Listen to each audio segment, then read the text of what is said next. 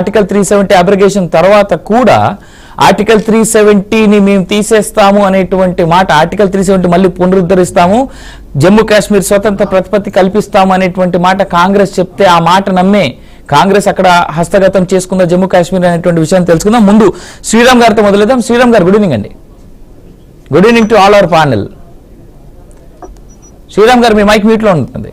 Good evening Avinash గారు. Good evening sir. చెప్పండి, ఇప్పుడు జమ్మూ కాశ్మీర్ లో ఇటు కాంగ్రెస్ గెలవడం కావచ్చు, హర్యానాలో బీజేపీ గెలవడం కావచ్చు, ఎలా చూస్తున్నారు మీరు? మిక్స్డ్ రిజల్ట్స్ వచ్చినాయి. అయితే జమ్మూ కాశ్మీర్ విషయాన్ని తీసుకుంటే కనుక ఇంకా అక్కడ అంటే లోయలో చాలా ఇబ్బందులు ఉన్నాయి భారతీయ జనతా పార్టీకి. ఎందుకంటే ముస్లిం సమాజం ఎక్కువగా ఉంటుంది కాబట్టి అక్కడ ఇంకా పూర్తి స్థాయిలో అక్కడ పట్టు సంపాదించలేకపోయింది. కొంతవరకు బెటర్, కానీ జమ్మూ ఏరియాలో మాత్రం మొదటి నుంచి కూడా స్ట్రాంగ్ గానే ఉంది. ఇప్పుడు ఇంకా కొంచెం ఇంకెక్కువ స్ట్రాంగ్ అయిందని చెప్పాలి. ఇప్పుడు భారతీయ జనతా పార్టీని అక్కడ మనం జమ్మూ కాశ్మీర్ లో తక్కువ చేయడానికి అవకాశం లేదు. కాకపోతే ఏంటంటే అక్కడ ప్రభుత్వాన్ని ఏర్పాటు చేయలేకపోయారు, అంతే. ప్రభుత్వాన్ని ఏర్పాటు చేయలేకపోయారు, కానీ ప్రభుత్వాన్ని ఏర్పాటు చేయడానికి చేసిన ప్రయత్నాలు దెబ్బతిన్నాయి. అక్కడ రామ్ మాధవ్ గారిని కూడా తీసుకెళ్లారు. ఎందుకంటే రామ్ మాధవ్ గారిని గత కొంతకాలంగా బీజేపీలో నుంచి పక్కన పెట్టి మళ్ళీ వెనక్కి పంపించి ఇవన్నీ చేసిన తర్వాత మళ్ళీ మొన్న రామ్ మాధవ్ గారిని, ఎందుకంటే అక్కడ చాలా కీలకంగా పనిచేశారు. అంతకుముందు పీడీపీతో కలిసి భారతీయ జనతా పార్టీ ప్రభుత్వాన్ని నడిపిన టైంలో రామ్ మాధవ్ గారు చాలా కీలకంగా పనిచేశారు. ఆయనకి కాశ్మీర్ లో నూక్ అండ్ కార్నర్ అంతా తెలుసు. సో అలాంటి వ్యక్తిని అక్కడికి పంపించినా కూడా పెద్దగా అక్కడ ఫలితాలు రాలేదు. ఆర్టికల్ 370 తర్వాత అక్కడ ఏమన్నా మార్పు వస్తుందా అంటే సమాజంలో మార్పులు వచ్చినాయి, కానీ సమాజంలో ఉన్న మనుషుల మేధస్సులో ఇంకా మార్పులు రాలా. ఎందుకంటే బోర్డర్ ఏరియాలో ఉన్నారు కాబట్టి ఆ బోర్డర్ ఏరియాలో పాకిస్తాన్ ప్రభావం ఇంకా కనిపిస్తూనే ఉంది. ఎందుకంటే లాస్ట్ మొన్న ఎంపీ ఎలక్షన్ లో చూస్తే ఒక వేర్పాటువాది అయిన ఇంజనీర్ గెలిచాడు అక్కడ.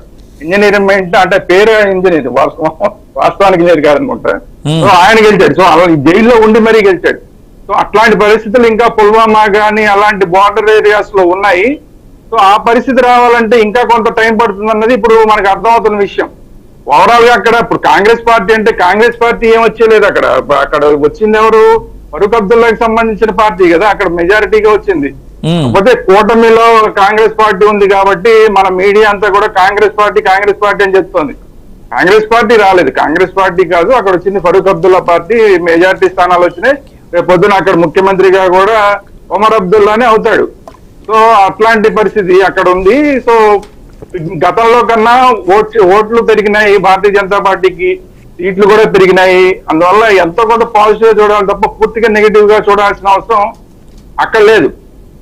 అట్ ది సేమ్ టైం అంత మాత్రం చేత భారతీయ జనతా పార్టీ ఏదో సాధించేసిందా అంటే సాధించిందని పూర్తిగా చెప్పడానికి కూడా అవకాశం లేదు. ఎందుకంటే ఆర్టికల్ 370 తర్వాత బ్రహ్మాండమైన మార్పు ప్రజల్లో వస్తుంది అనుకున్నారు, కానీ పార్టీ పట్ల పూర్తిగా పాజిటివ్ దృక్పథం వస్తుందేమో అనుకున్నారు, కానీ ఆ స్థాయిలో రాలేదు. కాబట్టి ఇంకా కొంత గట్టిగా పనిచేయాల్సిన అవసరం ఉంది.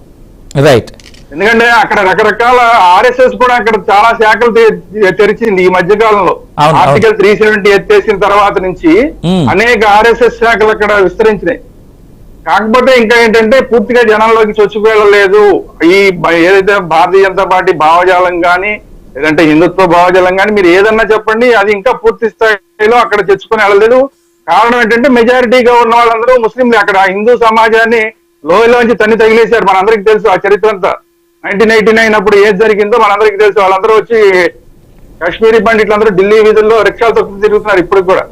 సో ఆ పరిస్థితులన్నీ తెలుసు కాబట్టి అవన్నీ కూడా పునరుద్ధరించగలిగితేనే వాస్తవ పరిస్థితులు ఏ విధంగా అయితే ఉన్నాయో, అంతకుముందు 1989 కన్నా ముందు వాస్తవ పరిస్థితులు ఏ విధంగా ఉన్నాయో ఆ పరిస్థితులు పూర్తిగా అక్కడ తీసుకురాగలిగితేనే అక్కడ పూర్తిగా ఎలక్షన్ అనేది వన్ సైడెడ్ గా జరగకుండా జరుగుతుంది. ఏ పార్టీ అన్నా గెలవనండి, కాంగ్రెస్ గెలవనండి, బీజేపీ గెలవనండి, ముఫ్తీ సయీద్ గెలవనివ్వండి, లేదంటే ఫరూక్ అబ్దుల్లా వాళ్ళ అబ్బాయి ఒమర్ గెలవనివ్వండి, ఎవరు గెలిచినా కూడా వన్ సైడెడ్ గా కాకుండా జరుగుతుంది.